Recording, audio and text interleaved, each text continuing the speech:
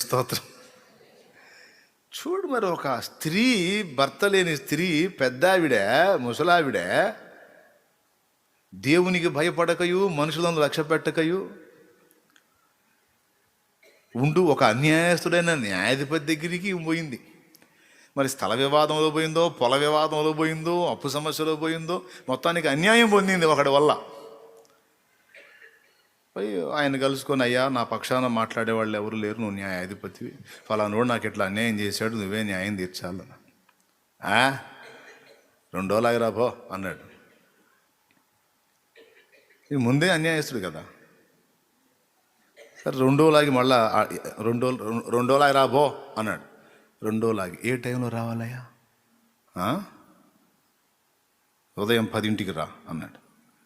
కరెక్ట్గా 10 మీదకి ముళ్ళు వచ్చింది, ఆమె వచ్చి వాకిట్లో ఉంది.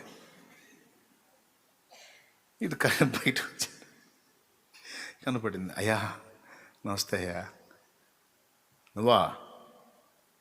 నా సమస్య అయ్యా, చాలా ఇబ్బంది పడుతున్నానయ్యా, కాస్త తమరు. సరే రేపు రాపో అన్నాడు. అయ్యా రేపు ఏ టైంకి రావాలి? రేపు మధ్యాహ్నం రాపో అన్నాడు. అయ్యా మధ్యాహ్నం ఏ టైంకి రావాలా? అబ్బో నీకు చెప్పాల్సి వచ్చిందిగా, మధ్యాహ్నం అంటే ఏ టైం ఏంది? 2ంటికి రాపో అన్నాడు. అయ్యా 2 గంటలు కరెక్ట్గా. ఓ మధ్యాహ్నం 2 మీదకి పెద్ద చిన్న ముళ్ళు వచ్చింది, వాకిట్లో ఏమొచ్చింది నిలబడి.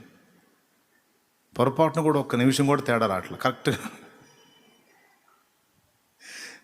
చివరికి వీడి పరిస్థితి ఎట్లయిందంటే, ఆమె చెప్పిన టైం వీడియో చూసుకుంటున్నాడు, వచ్చి ఉంటుందా అని. దేవునికి స్తోత్రం కలుగునుగా. వాడిని కొట్టట్లా తిట్టట్లా ఏమంటలా, చెప్పింటే ఆయన మీద నిలబడుతుంది. వాడికి పిచ్చెక్కుతుంది. కరెక్ట్గా వచ్చి నిలబడింది అక్కడ. ఏదో మాట్లాడుతూ బయటకు వచ్చాడు. టైం చూశాడు 2, అక్కడ ఉంది. ఏది నువ్వు అన్నాడు. అయ్యా సమస్య మీకు చెప్పా కదయ్యా, నీకే అప్పచెప్పానయ్యా, భారం బాధ్యత, ఏదన్నా మీరే న్యాయం తీర్చాలా.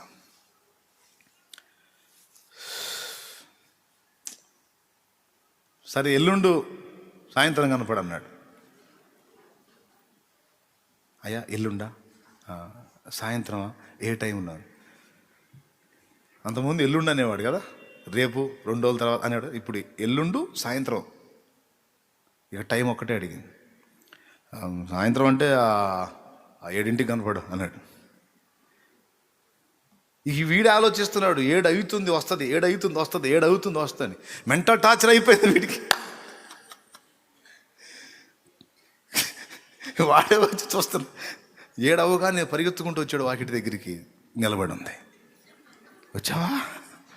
గడియారం ముళ్ళన్నా మిస్ అయితే, నువ్వు మాత్రం మిస్ కావట్లేదు ముసలమ్మ, నన్ను సాగుపడుతున్నావు. ఒరే ఎవరు రావాలి అక్కడ అంటాను. చెప్పండి అయ్య గారు ఏం చేయమంటే, సాగు కొడుతున్నారు అన్నాను. నేను దేవుడిని లెక్క చేయను, మనుషులకి భయపడను. ఈమె దెబ్బకి నేను ఏం చేయాలో కూడా నాకు అర్థం కావట్లేదు. వాడు ఎవడో తన్ని ఈమెకి న్యాయం చేయండి రా. దేవునికి స్తోత్రం కలుగునుగా. వానిని ఇబ్బంది పెట్టకుండా, దూషించకుండా, విమర్శించకుండా ఓర్పుతో అతడు చెప్పిన టైం ప్రకారం వెళ్ళి సాధుత్వంతో నిలబడినందుకు గాను అతనికి కనికరం, అన్యాయస్తుడే న్యాయం చేయాలనే పరిస్థితికి వచ్చాడు.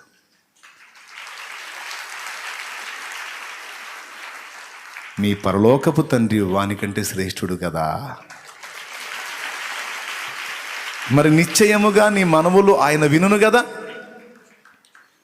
సో ఫస్ట్ చేయాల్సింది ఏంటంటే, నీ బాధ్యత ఏదైతే ఉందో, నీ సమస్య నువ్వు నలుగుతున్నది, విశ్వాసముతో ఆయనకు అప్పజెప్పేయాలి. విశ్వాసముతో ఆయనకు అప్పజెప్పేసేయాలి. అప్పజెప్పి ఏం చేయాలన్నాడు? హ్యాపీగా ఉండన్నాడు, ఆనందంగా ఉండు. ఏం ఆనందం అన్నాయ? అప్పులోళ్ళు వచ్చి రౌండ్ వేస్తున్నారు, తడుకోళ్ళు వచ్చి తిడుతున్నారు. నువ్వు ఆనందం అంటే నీకు ఆ భారం లేదు, పొందితే అర్థమైంది అంటారేమో. హలో, అప్పుల్లోంచి వచ్చా, అన్ని బాధలు, అన్ని అవమానాలు, అన్ని ఇబ్బందులు పడే నేను వచ్చా. అప్పుల సమస్య ఎరగకుండలేను, రోగాల సమస్య ఎరగకుండలేను, నిందల సమస్య ఎరగకుండలేను. దాదాపు చాలా విషయాల అనుభవం ఉంది, దేవుడు ఇచ్చాడు. అర్థం చేసుకోగలుగుతా. మరి విశ్వాసం అంటే అదే. ఏంటిది? దేవుడు నా మీద భారం వేసి నిశ్చింతగా ఉండమన్నాడు. నేను అప్పివ్వాల్సినోడు ఒకవేళ నన్ను బజారుకు లాగటం దేవుని చిత్తం అయితే లాగని. నన్ను రోడ్డు మీదకి లాగి ఒకడు అవమానపరుస్తుంటే నాకంటే ముందు నొప్పి నా దేవుడికే.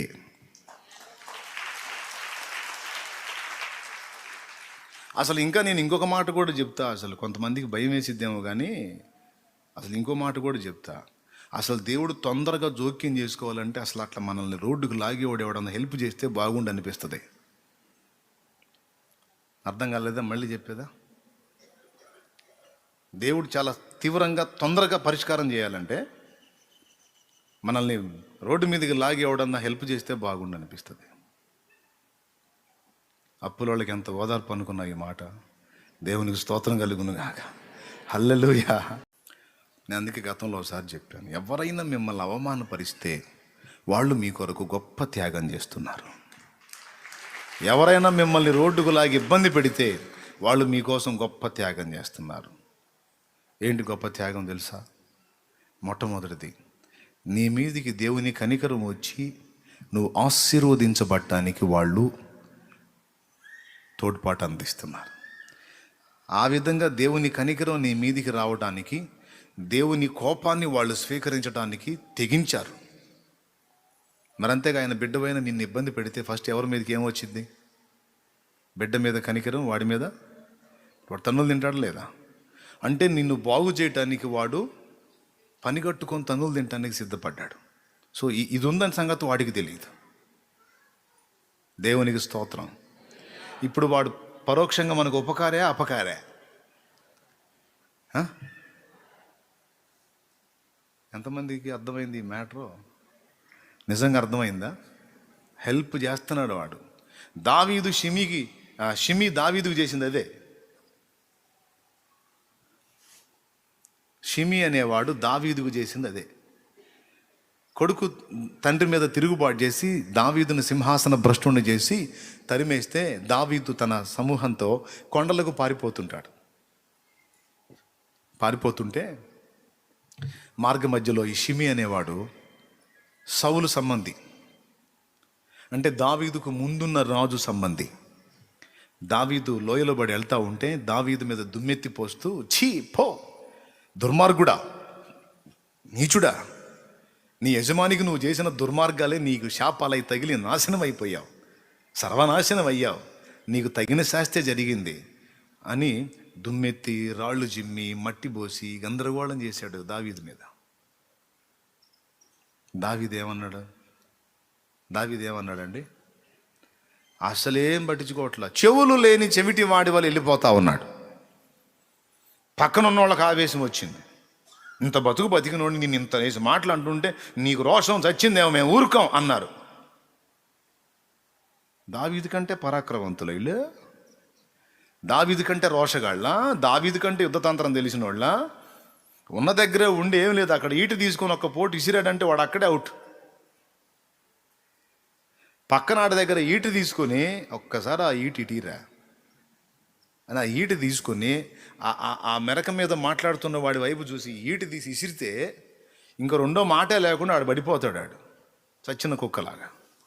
అంత మాత్రం దావీదుకి తెలియదు. దావీదు లోపల రెండు అనుభవిస్తున్నాడు. తన పాపమునకు దేవుడిచ్చిన శిక్షను బట్టి బాధపడుతున్నా వాడు తిడతంటే లోపల ఆనందపడుతున్నాడు. ఎందుకో తెలుసా? తిట్రా బాబు తిట్రా, ఇంకా తిట్రా, నువ్వు ఎంత తిడితే అంత కనికరం, ఆయన కనికరం నా మీదకి వచ్చిద్ది. తిట్టరా, ఇంకా నీకు జోడీగా ఎవడన్నా ఉంటే ఆయన కూడా తీసుకొచ్చి తిట్టండ్రా, అందరు కలిసి తిట్టండ్రా. మీరు ఎంత తిడితే అంత జాలి నా మీదకి వచ్చింది, మీరు ఎంత తిడితే అంత కనికరం నా మీదకి వచ్చి, మీరు ఎంత ఏడిపిస్తే అంత దీవెన, మీరు ఎంత హింసిస్తే అంత దయ నా మీదకి వచ్చిద్దిరా, నా దేవుని దయ. చేయండి రా మీరు. లోపల ఈ సంబరపడుతుంటే పక్కళ్ళు ఆవేశంగాళ్ళు ఆయన చంపేస్తూ ఉంటారు. అరే ఊరుకోండిరా బాబు, వాడు ఏదో హెల్ప్ చేస్తున్నాడు నాకు, వాడితో మీకేం పని, వాడు నా సాయం చేస్తున్నాడు రా. వాడు అన్న మాటల్ని బట్టి మీకు మనుషులకి మీకే బాధ కలిగింది కదా, మీకంటే ఎంతో ఎక్కువ ప్రేమరా నేనంటే ఆయనకి.